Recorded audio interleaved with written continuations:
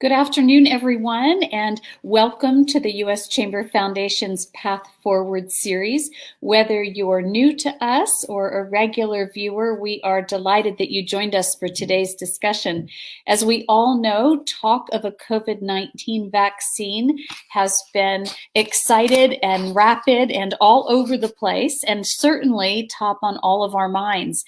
And yet, while so much of the discussion has been on the development of the vaccine, we also know that there are concerns about how it's developed, how it would be distributed, how you get them delivered, that this is all going to take a real monumental effort. How do you scale the development of vaccines for a virus confronting 7.5 billion people? How do you decide who gets the vaccine first? How do we ensure there's an equitable distribution across society? We have a terrific lineup of speakers here with us today to help us dive into these questions and more. We're pleased to welcome my friend, Daniel Mulhall, Ireland's ambassador to the United States. Also joining us is David Herring, who is president of the North American Regional President for Pfizer Vaccines. We're also pleased to be joined by Dr. Eric Choi Pena, who is the Director of Global Health for Northwell Health. As usual, we will take audience questions at the end of the program, so please submit them as we go along. And Dave Herring, we're going to start with you. Talk to us a little bit about the status of Pfizer's COVID-19 vaccine. Well, thanks, Suzanne. Thanks for having me this afternoon. It's a great pleasure to be with you. It's been a whirlwind, certainly. It's hard to believe we're in October of 2020. The status is, we started this collaboration with BioNTech a few years ago on influenza, and then we were able to expand that collaboration. They have the underlying proprietary mRNA platform that is the basis for the vaccine. And we started clinical trials in April and May. Our phase 1 clinical trials first were in Germany and then came to the US. We had 4 different candidate vaccines in clinical trials. We selected one of those candidates in July and moved it into our larger scale phase 2, phase 3 clinical trial. In July, we also signed a contract with the US government for the supply of 100 million doses of vaccine with the option for them to buy 500 million more. And so we're really excited on the progress, and we started the phase 3 clinical trial.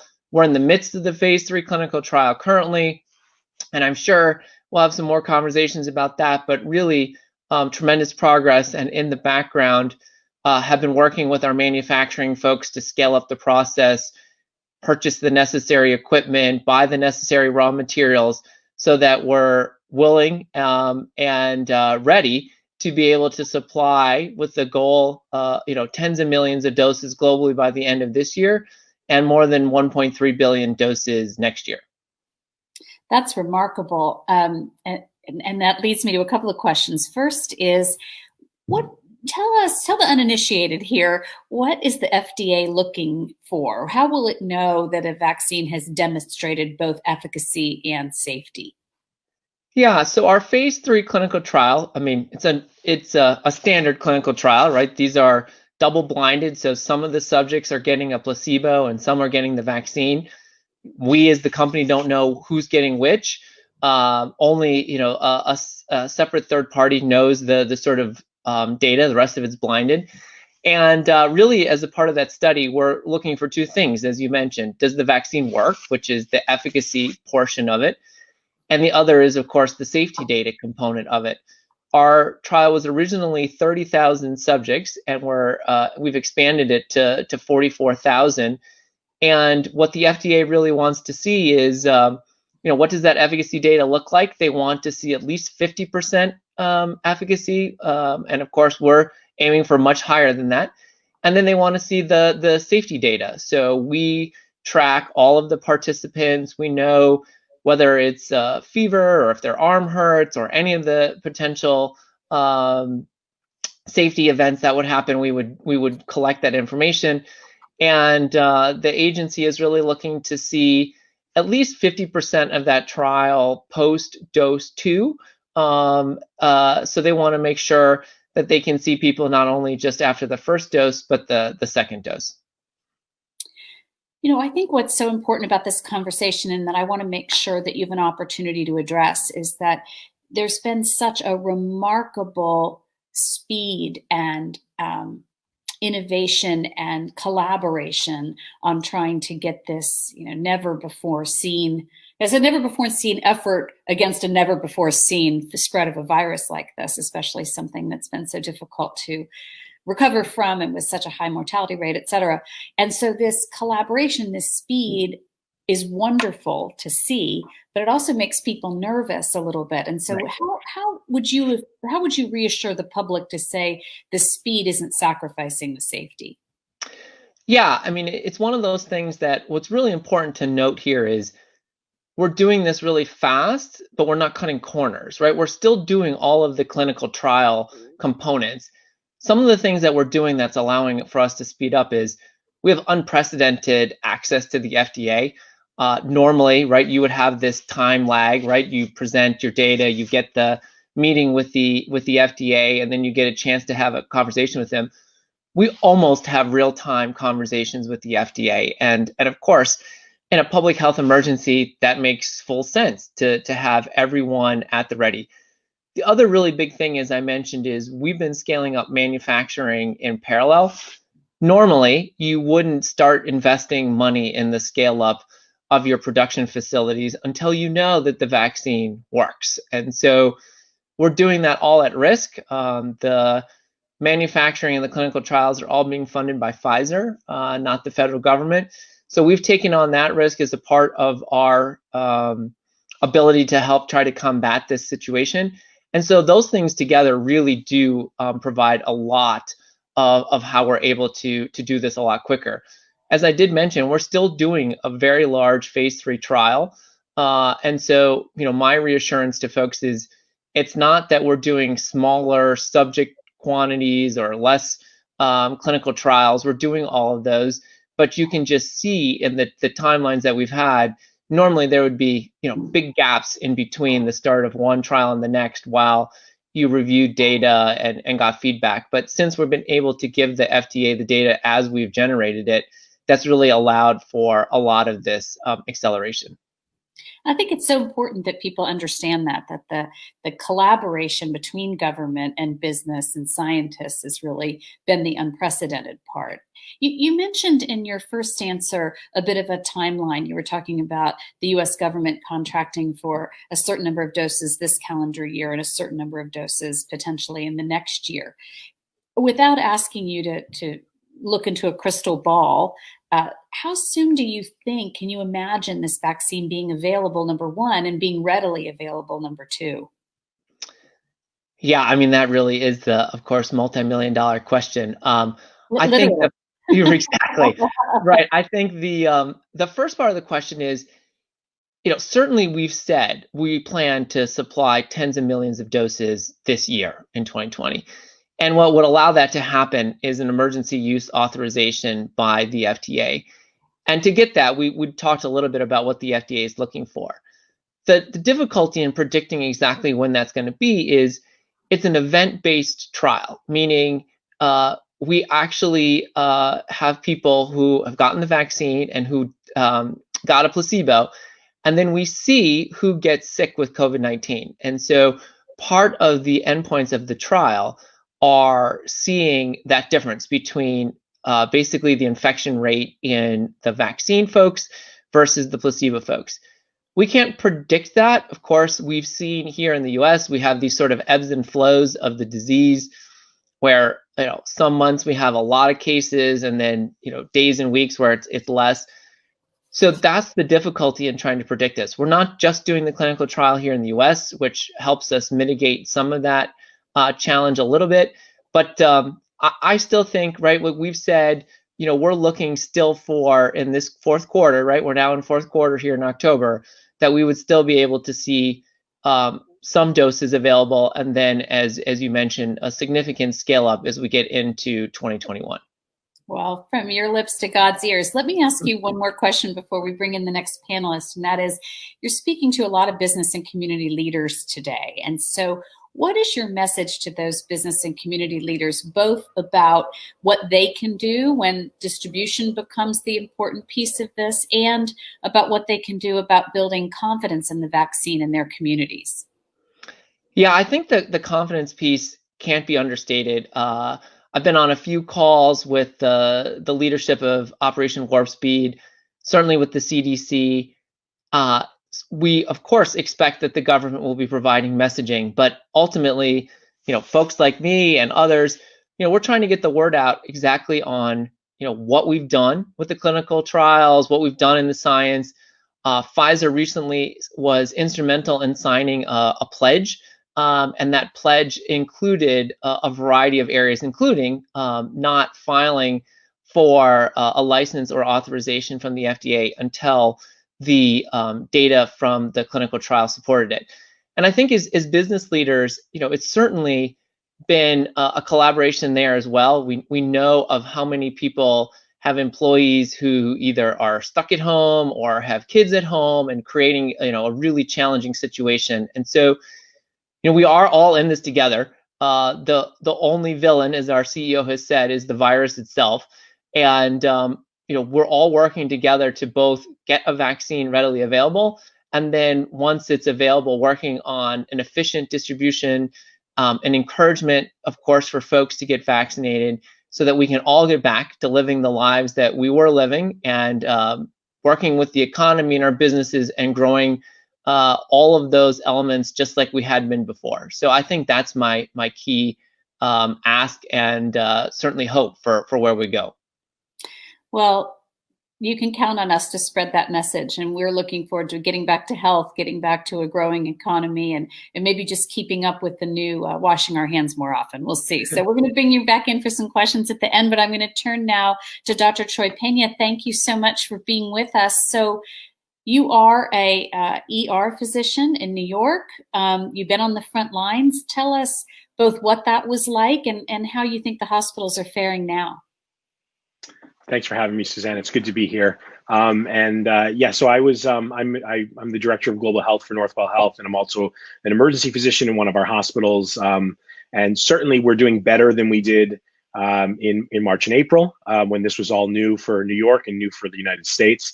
But we are, seeing some, concerning signs that small areas of community-based spread are coming back, has been made popular in the news in New York and New Jersey, and that we have our eye on that, definitely. And so do you feel going into winter, this potential confluence of a flu and COVID-19, that the hospitals are better prepared going into this next season? We're certainly better prepared. I mean, we felt pretty prepared for, at least in theory, an event like this in March and April. But I think the reality of operationalizing the plans that we had discussed, really since SARS in 2003, was obviously, it's got its own challenges to just operationalize that. In terms of flu and COVID comorbid, we are hopeful that, if we remain as serious as we have in the New York and New Jersey area about being physically distant, wearing masks, washing our hands, there's really good data that the steps to prevent the cycle of transmission with COVID really obliterate flu. And we saw that in the Southern Hemisphere in numerous contexts, in South Africa, in Australia, New Zealand, where flu numbers were at historic lows, because it transmits in a similar way, and is even more preventable, less transmissible, given the restraints that we put on ourselves for COVID. So my hope is that we have a mild flu season this year. I also hope everyone gets their flu vaccine. We talk a lot about COVID vaccines, but one of the vaccines that's available right now is the flu vaccine. And I think that will also help. But utilization of healthcare resources over the fall and winter really is the key that everyone's watching. We want to make sure we have more capacity than we need throughout the entire fall and winter. So get your flu shot. Don't just rely on washing your hands and wearing your mask. Get your flu shot. I think that's a really important message coming out of this for a lot of reasons, including the vaccine confidence we just talked about. a minute ago in the earlier segment. So you just heard Dave Herring talk about vaccine development and vaccine production, but talk to us a little bit about how the decisions will be made about who gets access to the vaccine in what order. Yeah, so it's a complicated, like most things with COVID, nothing is simple. It's a complicated process. We have had guidance. So the National Academy of Sciences has put out a guidance document, which is recommendations on how a COVID vaccine would be distributed. And it basically essentially has 4 phases. And the phases essentially go through, in order of priority, kind of the list of people that are most likely to either be exposed or affected seriously by coronavirus. So, phase 1, as you can imagine, are at-risk elderly people, healthcare workers, first responders. Phase 2 moves to kind of other essential staff like teachers and other essential employees that aren't necessarily first responders or healthcare workers working in healthcare facilities, other vulnerable Americans. Phase 3 moves to a different, additional vulnerable populations. Then finally, we get to phase 4, which is kind of the general distribution. This is a guideline, and how you dust that guideline off and operationalize it probably will vary state to state. It'll vary depending on the guidance of the federal government.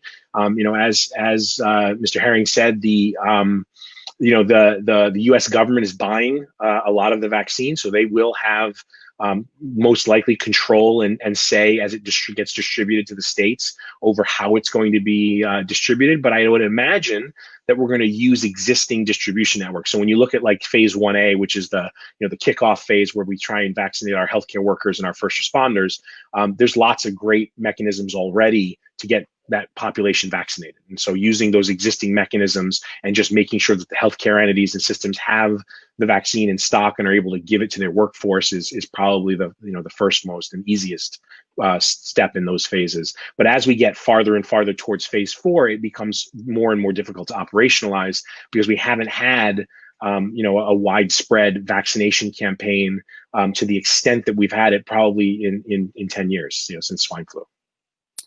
And so do you, from a medical perspective, what's your message about the safety of this vaccine? And as you think about phase 1A and healthcare workers, will they be confident? Will they get it right away? What's your message to them? Well, I'm certainly confident, and as was said earlier, I think I don't know the safety or efficacy data right now because no one does know it other than that small third party. But I am confident that the process is playing out the way that it should. That we're going to see phase 3 data that is going to get presented to the FDA, and the FDA is going to approve based on that data, which is exactly how it should. There is no kind of corner cutting, as was mentioned by Mr. Herring. It's really, as he so eloquently put it, access to the FDA and then production simultaneous with development that really makes this warp speed. So I have full confidence that when I get offered a vaccine, that it's going to be have gone through the clinical studies needed to show that it's safe and effective, and I'll be in line to get it. I know. I have many colleagues in nursing and respiratory therapists that are, that were wishing it would be here already for the this kind of feared second wave. I mean, a lot of us, are at risk still, and are very eagerly anticipating having something else in our armamentarium to keep ourselves and our families safe. Absolutely.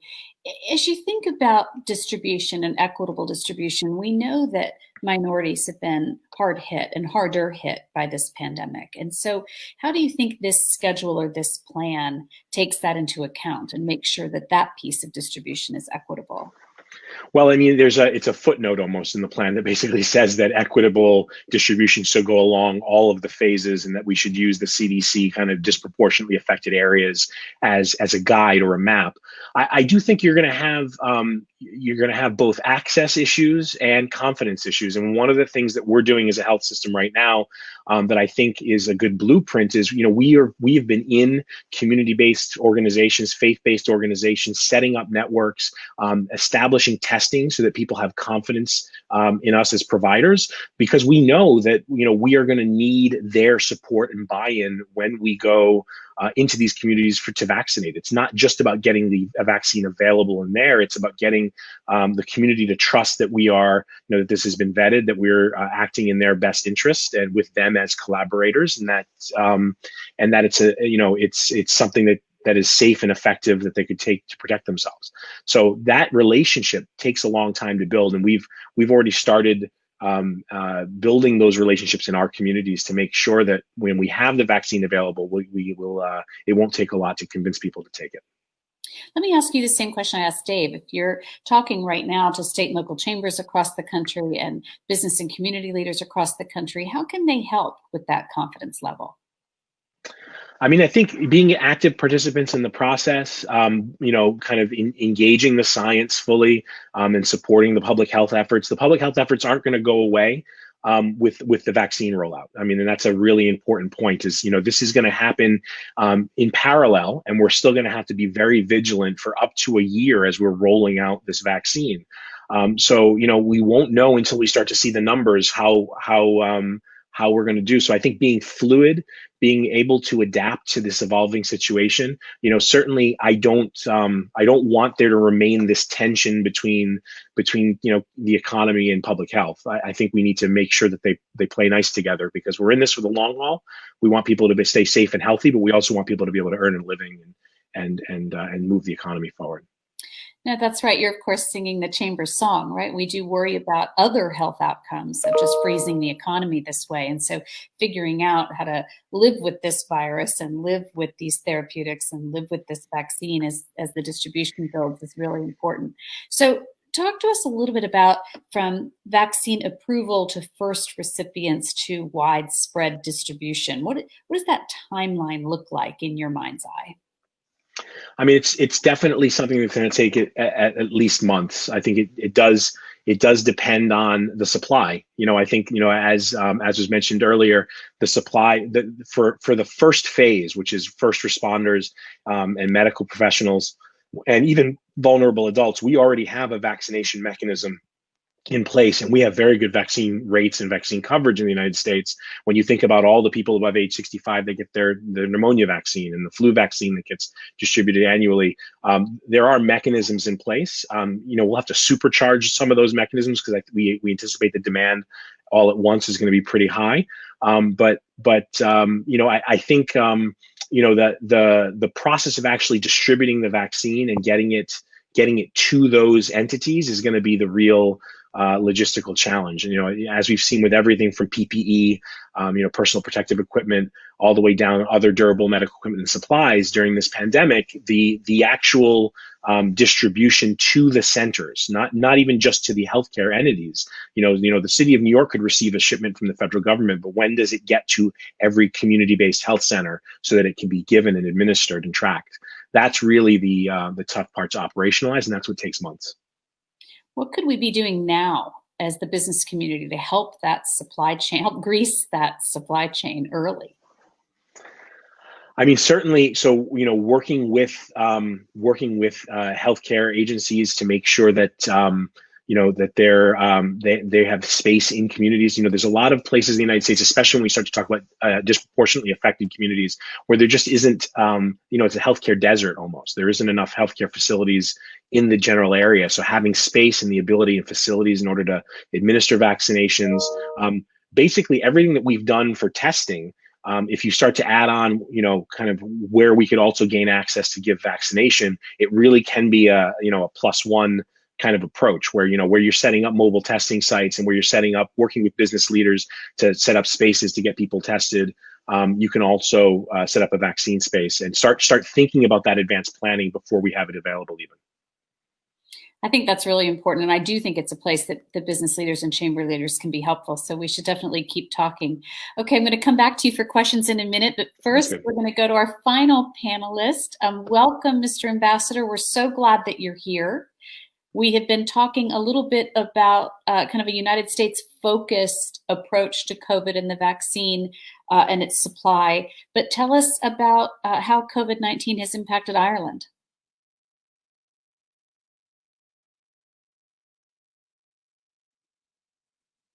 Mr. Ambassador, are you there?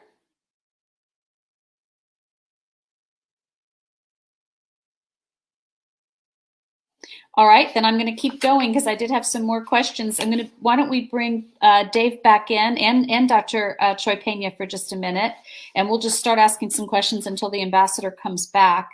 Dave, I wanted to go broader with you for just a minute, which is, this has been obviously your life's work, and you're focused clearly on COVID-19 right now, but what does it make you think in terms of preparing for future pandemics and where we need to be and how we need to be thinking about that as a society? Yeah, I mean, it's certainly a topic that's near and dear to my heart. I've been advocating, and certainly we've been advocating for more public health preparedness efforts. There are parts of the U.S. government that focus on this, but of course, it's difficult, right? There's always limited funding for all of the different activities, and there's always more needs for funding than are received. But I think we can clearly see that not funding preparedness has pretty significant impacts, right? So making sure that we're available for ready for testing and rollout of vaccine. The costs are already in the trillions of dollars, and while this pandemic isn't over, we never know when the next one is coming, either naturally occurring or unfortunately even man-made through a sort of biological event. And it's just an area that needs continued attention to make sure that we're ready. And we want a thriving ecosystem. That's, to me, one of the most important areas that we can do that, so that private venture capital, private equity, investors all think that vaccines is a good place to find and fund innovation, and then that we have places to scale it up and use it more broadly. So as I said, we could be prepared for future events. A lot of folks had thought the next pandemic would be an influenza event like 2009.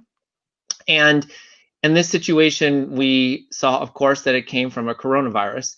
And there are other ones that we continue to track, but it is a critically important area that we continue to invest and put effort into. So let me ask you, I have an audience question here while you have the microphone, and then I have a couple for the doctor, but let me stay with you for a minute, Dave. The audience is saying, do we anticipate this will be a one-time vaccination, or do you imagine we receive boosters, or like the influenza vaccine, that it's a yearly based? Yeah, it's a great question. The short answer is we don't know. We will test to see how long, again, fingers crossed that the vaccine provides protection, but then we will test to see how long that protection lasts. And is it something that you need a booster? And the audience has got it right. Like, is it something you need a booster, maybe 5 years later, something? Or does the virus mutate enough that you need more annual protection like influenza, or something in between, every couple of years, etc.? At this point, we really don't know. We will certainly be looking to do that. We're tracking our participants in the clinical trial out 2 years. And so we'll get a lot more information as we go along. Hopefully, we have very good protection and it's long lasting. So, Dr. Choi Pena, this next audience question I think is for you. Is it really critical to get an influenza vaccination this year if you're young and otherwise healthy? Yes. The short answer is yes. It's always critical. I mean, the two things I'll say about influenza vaccine.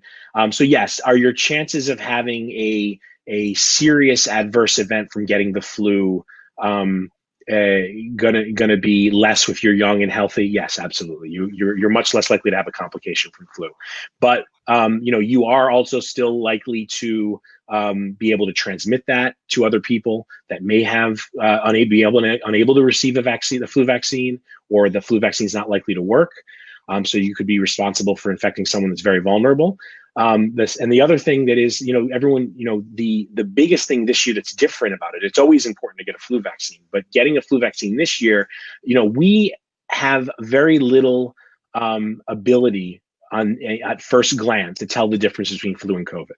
So if you go down a flu pathway and you get sick with flu and you've got a fever and runny nose and cough, you're going to have to, and you interact with healthcare in any way, you're going to get tested for COVID. You might get cohorted with COVID patients while you're waiting for an inpatient bed. I mean, it's different in every scenario, but as little exposure as you can have to the healthcare apparatus during this year, the better. So flu vaccine is extremely safe. The biggest criticism I get is people say, "Well, I got the flu vaccine and then I got the flu." And the one thing I will say is very few people say, "I got the flu vaccine and then I got intubated for flu pneumonia and was in the ICU for a week." So flu vaccine not only prevents flu infection in a vast majority of cases, it also essentially eliminates the severe outcomes and severe illness due to flu. So people who get the flu after they get a flu shot often have a very attenuated duration and severity of influenza. So I would highly recommend it even for young and healthy people. So a similar question while you have the microphone. Do you think mask use will deter the spread of the seasonal flu? And I think you earlier said that it could. And then will masks become the new normal going forward? Not just for COVID, but will we decide during flu season or during travel that people will wear masks more often? What do you think? Well, I think we've certainly made a cognitive leap in terms of mask wearing. So absolutely, I think that, if you're feeling ill, it might become kind of polite to wear a mask. We've seen that in other countries where if someone's feeling ill, they'll wear a surgical mask or wear a face covering. And that certainly could become the norm. It's too early to tell on that. I don't have a crystal ball. But I do think that, masks have deterred flu as much as I said, as COVID. Perhaps even more. I think coronavirus is a little bit more transmissible than seasonal influenza. In countries that have kind of ubiquitously taken up mask wearing and social distancing, they have obliterated their flu epidemic. So let me bring Dave back in here for a second. This question is, how long will the return to normal take once vaccinations are rolled out? Do you imagine this could be a quick process? Well, really, I think the question is when do we start to get to herd immunity? I think that's really been the question, because once you get to herd immunity, you should see a significant reduction in disease, and you can get to herd immunity in a variety of ways, right? Certainly through vaccinations. We have to see what the efficacy of the vaccine is. Of course, the higher the better. Unfortunately, also people getting sick provide some herd immunity, though. We're still trying to better understand, if you get sick with COVID-19, can you get sick again, or how much immune protection do you have? So I don't have an answer of how long. I don't think it's going to be quick by the definition of, sort of days and weeks, but certainly I think the belief here is, we need to get a significant portion of the US public vaccinated, and then we'll start to see a significant reduction in transmission. And then again, right, like you could get back to easier contact tracing, et cetera. And then I think, you might have an outbreak here or there that's more contained versus the community spread that we've been seeing for months. And I think that's all of our hope vis-a-vis the general health of the population, but also the general health of the economy, that we could start to protect the people who are the most at risk and slowly open schools or places of employment, et cetera, so that we can get back to that type of health too. So this is a question for Pfizer. Can you talk about all the things that go into vaccine supply chain, glass, et cetera, and how healthy that supply chain is given what looks like it will be unprecedented demand? Yeah, so they've identified a few of them. Certainly, glass vials are pretty critical, as are stoppers. Those are the things that go on the top of the vials, and flip caps. What we're doing at Pfizer is we're using a vial size that we have for our other vaccines. So we have a vaccine for pneumococcal pneumonia, and we sell quite a lot of it globally, and distribute a tremendous amount, both in the developed world and developing world. So we had readily available supply of it, and so that's really what we're then using for our COVID-19 vaccine. We did have to scramble in the beginning for some of the other raw materials to make the vaccine. but we have commitments in place for all of those well into next year. So we're in good shape on that front, and certainly have been working with the government to make sure also ancillary supplies, needles, syringes, etc., are available for the vaccine, because again, if you have the vaccine and not the other supplies, it's not going to do you a whole lot of good. So the supply chains are robust. I do know, of course, there's a significant pressure on them because Pfizer isn't the only manufacturer working, of course, on a COVID-19 vaccine. And so you do start to put a lot of pressure on these different suppliers to be able to provide the sufficient number of glass vials and stoppers, etc. I'm sorry that the ambassador is having so many technical difficulties, because I know this is part of what he wanted to talk about, which is that Ireland has played a unique role in the supply chain of medical devices and pharma and the whole supply chain. And there are some maybe less informed judgments that if we kind of closed the borders and kept everything to ourselves and just kind of bought American, and that we'd be safer. And yet I know he has quite a viewpoint that we need to be able to supply from the entire world right now, and how important that is. So I'm sorry that he's not here. We'll have to have him another time.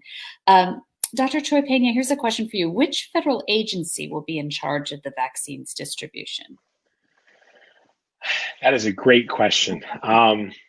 I think it's up to the administration's coronavirus task force, and the natural selection would be CDC, but I really don't want to make a prediction at this time as to which federal agency would be in charge. It's certainly distribution of vaccine. If the U.S. government's buying it, it may be FDA.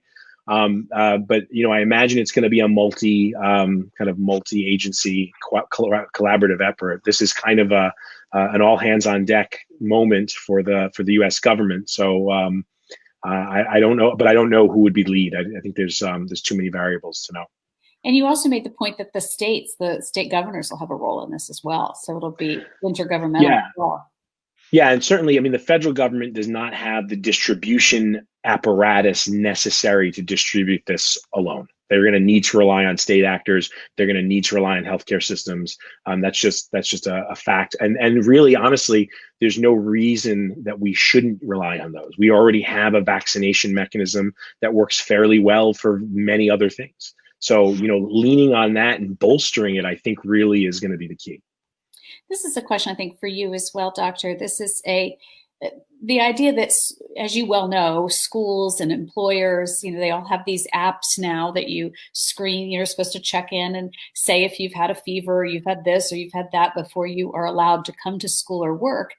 And doesn't that confusion about the flu or COVID get into that too? Maybe you make the argument if you have a fever, you should never be going to work. But is there any way that employers are going to be able to distinguish between the two? Or is conservatism, just if you're sick, stay home, going to rule the day? I think that's the way we're going to have to play it. I think, when you start to parse out, there's really no good positive symptom. So, there's no symptom that says, there's no symptom that says this is not coronavirus. There are symptoms that are pathognomonic for coronavirus. So, if someone has a fever and they lose their sense of smell, for instance, it's very unlikely to be seasonal flu. It's much more likely to be a COVID infection. That being said, the absence of those symptoms that are pathognomonic for coronavirus are not enough to say, oh no, it's probably a flu or a cold. So you create a real dilemma. And I've seen agencies and businesses respond to this in different ways. Some people just have every symptom, whether it's a fever or a runny nose or a cough. If it's a new symptom, it needs to be interrogated by a medical facility and perhaps tested before they can return to work, or their symptoms need to go away. And some employers are doing just regular testing, whether it's pooled testing or individual testing. There's a couple different answers to this, and it really depends on the local availability of testing, the local resources, and how intense the effect is likely to be at the employer. So if you're not going to have contact with people, you can probably do a symptom screen. But if you're someone that's your essential job essentially puts you in direct contact with lots of other people, you probably want to be a little bit more rigorous. So here's another question for you, I think, Doctor, and then I've got another one going back to Dave, but starting with you. This says, as we learn that COVID-19 is spread through the air, does it mean that we need thicker masks or more substantial masks, or is the regular fabric mask enough? So at this point, I will take a mask. If people wear masks, and a mask that they will wear all day and not wear around their chin or not wear with their nose exposed, that'd be great. Certainly, there have been studies on, these really thin kind of one layer fabric masks letting a lot through. The one thing I can tell you is that wearing any type of face covering seems to be better than wearing no face covering at all. And that's a big hurdle in many parts of the country right now is just getting people to wear masks in general. It's always been airborne. So when we look at the face covering of Efficacy, it's not like it suddenly became airborne. We've learned more about how it's spread. We're more confident in saying that it's spread through the air, but it's been spread through the air since it arrived at our shores. And facial coverings have drastically reduced the transmission rate. So what we're doing when we do it works. We just have to keep it up and do it more ubiquitously. I love that message. Let me go back to you, Dave. Here's a question from the audience. Looking beyond COVID, do you see a renewed commitment in society to vaccinate against other infectious diseases after we get through this crisis? I sure hope so. I certainly have seen a significant interest in vaccines, of course, and how they work and how they get approved. Unfortunately, or not surprisingly, I guess, when we had the stay-at-home orders, we saw the vaccination rates for all other sort of diseases dramatically decrease. Pediatric vaccines, adult vaccines, adolescent, all. Because, of course, when people weren't going to the doctor, mostly in that sort of April, May, June timeframe, for well-check visits or other visits, they weren't getting vaccinated. And the trend in telehealth is tremendous, right? It's been really a huge change over the summer, but unfortunately vaccines aren't able to be administered through a telemedicine kind of visit. So I think we've seen a pick up back as we sort of got out of the summer and into the fall, but as we've seen, right, like there's still a lot of room to be done for influenza, pneumococcal pneumonia, and other vaccines in adults. Certainly for meningococcal and adolescents and all of the pediatric vaccines. So I think people are more aware, but so far, there's still, I guess the jury's out on whether we're seeing, really increased vaccination rates along with that awareness. We can certainly hope so. I want to ask you each a last question, and I'll start with you, Dave, and it's this. What makes you, we've gone through this horrible, unprecedented time, both in terms of public health, the recession, equity. It's just a really complicated time, I think, in our society. And yet I'm always looking for a reason to be optimistic. And so what makes you optimistic that we're going to get through this quickly and safely? I mean, we at Pfizer have all these shirts that say science will win. I think what makes me optimistic is, we as a society have at our disposal a tremendous amount of interventions and tools to combat things like COVID, which even probably 50 years ago or even 25 years ago we didn't have.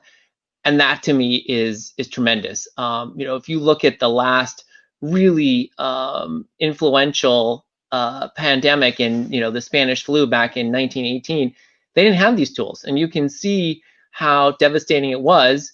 They certainly didn't have the travel we did either to spread it. But I think really given with where we are, we're in a tremendous place. And the fact that we're talking about vaccines that could be available less than a year after really looking into this is a tremendous feat, and something that to me gives me great hope and great promise for how we combat this and future public health crises. I love that. And I want a Science Will Win t-shirt. That sounds fantastic.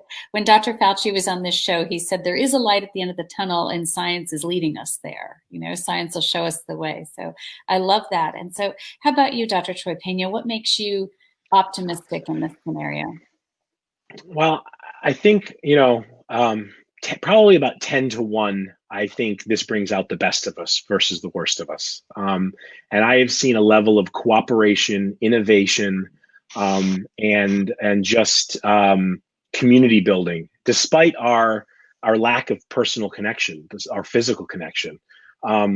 That has been unprecedented for our time as well. And I'm really, I echo everything that Dave just said about the innovation and how much we've been able to learn about this. I mean, this virus didn't exist in our world in terms of human race a year ago. It wasn't even on the radar.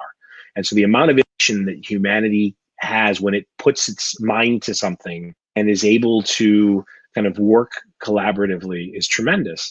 And I do think that we have a tremendous opportunity here also to take some of the things that we're innovating about this pandemic and some of the mental models that we've had to mental hurdles we've had to jump through that make us stronger. Certainly that's been the case here at Northwell in our health system. There are things that we've done in order to react to this pandemic that we're never going to stop doing because it's better for patients, it's better for staff. And so I do think that there are things that make us more efficient, more swift, and more collaborative that we're going to continue even after coronavirus is done. Well, I can't thank both of you enough for being here. You know, at the Chamber, we wake up every day and say, what could we do to help create a policy environment where companies can solve problems, where you can serve your customers, solve society's problems. And we just love the examples of what both of you are doing and wish you Godspeed. And you can count on the Chamber and our members and our chambers across the country to help get these messages out. And so call us anytime. We really appreciate you being with us today. Thank you. Thank you so much. And thanks to the audience as well. If you've missed any of these episodes, you can find them at uschamberfoundation.org or on YouTube or wherever you download your podcasts. In the meantime, stay safe. You heard it here. Get a flu shot, wear a mask, wash your hands, and take care of yourself and each other.